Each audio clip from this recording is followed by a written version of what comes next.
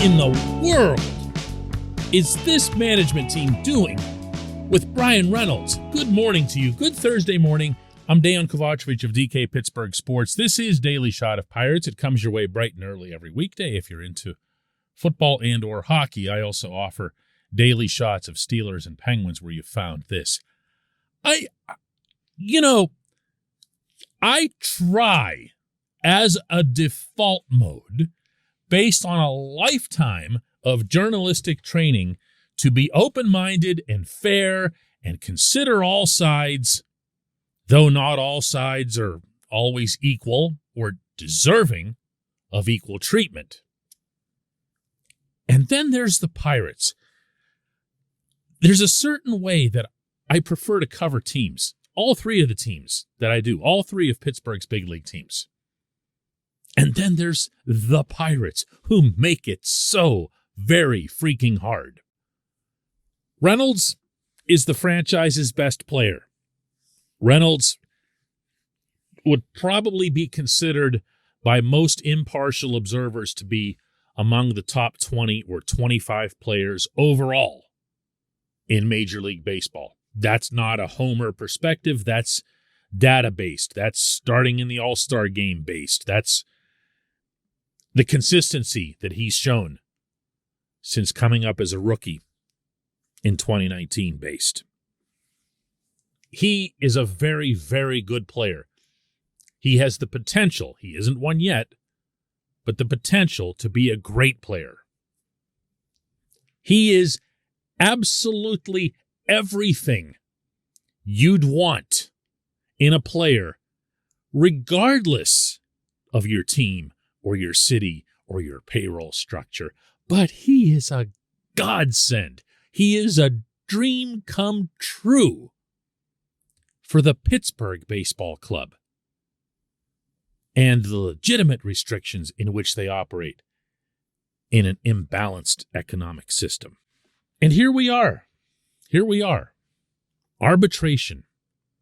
Reynolds' first year of being arbitration eligible, and the team and the players' agency couldn't agree on a figure. So the way this works is the team submits a number into the arbitration process, and the player submits one as well. The arbitrator picks one or the other. He doesn't find something in between. There's no happy land out of this. The team's figure to pay Reynolds for 2022 was $4.25 million. The player's number was $4.9 million. Don't make me do that math for you. It ain't much.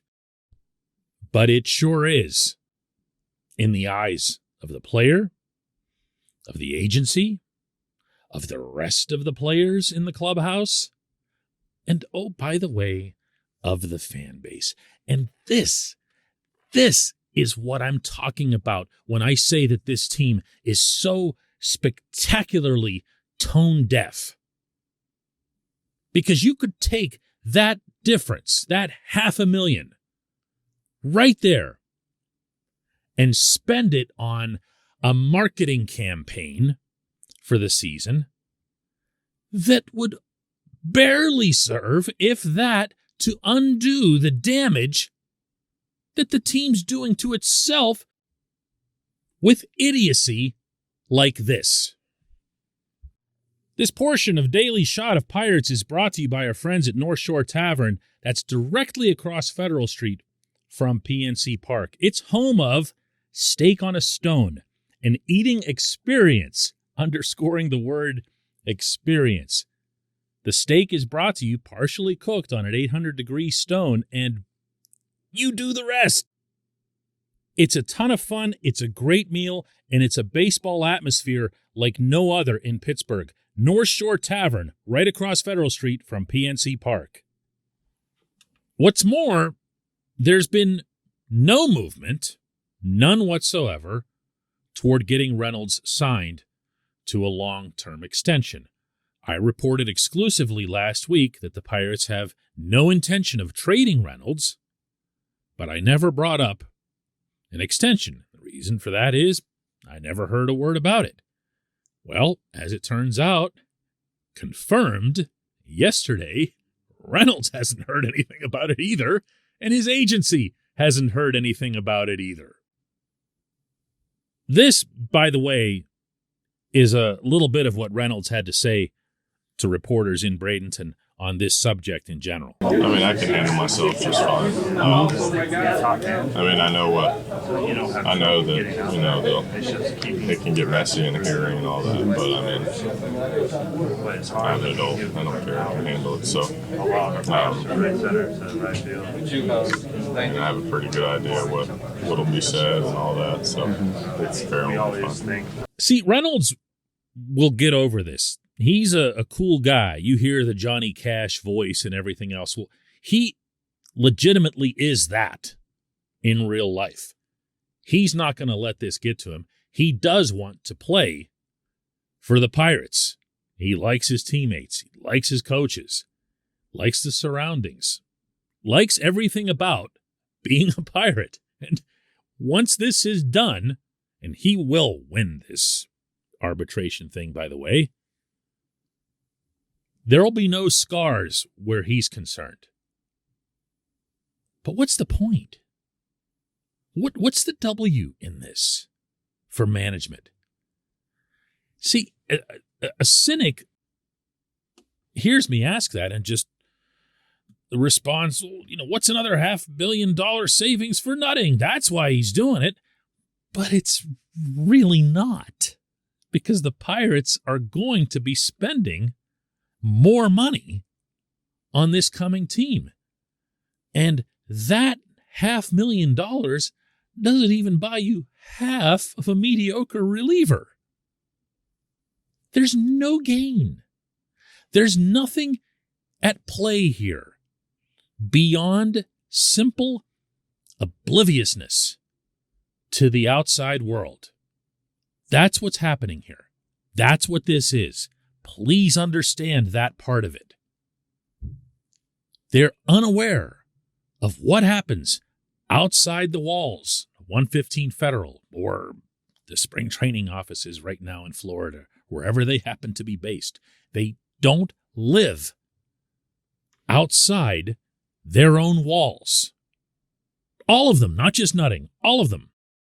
So what they undoubtedly see internally as just another day in just another arbitration case looks to us like what it actually freaking is, which is messing with your best player and theoretically the biggest part of your future with no benefit to anyone.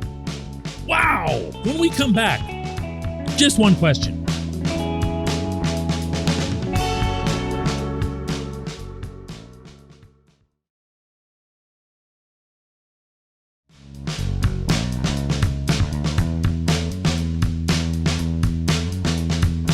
Welcome back. Today's J1Q comes from John Columbus, who asks, your opinion on Bob Nutting?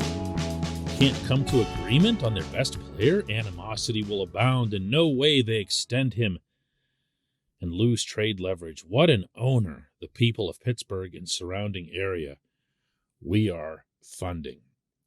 John, my opinion on Bob Nutting from the very, very beginning, and I'm talking about a long time ago, is that he's cheap. And honestly, that's not an opinion. That's a proven, documented, universally corroborated fact. This is a cheap individual. I have also expressed other major reservations about his ownership tenure. Chief among them, and I'm talking over payroll, over anything, is an inability and or unwillingness to get involved when he needs to get involved. And let me be clear what I mean when I say that. He is involved in day-to-day business. He's around. He's visible.